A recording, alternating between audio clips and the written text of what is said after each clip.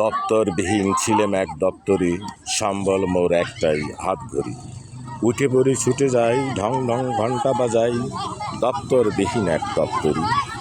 জীবনে কত ঘন্টা গেছে যে টুটি, কখন কে দিবে আমায় ছুটি। সে হিসেবে রাখিনি, দপ্তরবিহীন আমি এক দপ্তরি।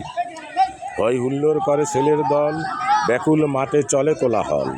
বিকেল 4টায় ঘন্টা বাজায় জানাই ছুটি, জীবন সময় মোর গেছে টুটি, কখন কে দিবে আমায় ছুটি। নরেশের দোকানে হাতে নিয়ে পানটা, ভয় হয় কখন বাজে 10টা।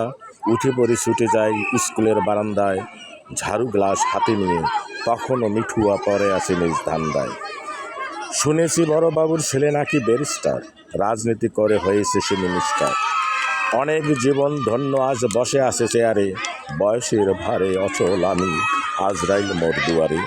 কে বাজাবে মোর সেই শেষ ঘন্টা, ভেবে ব্যাকুল আজি মনটা, জীবন সময় মোর গেছে টুটি, কখন কে দিবে আমায় ছুটি।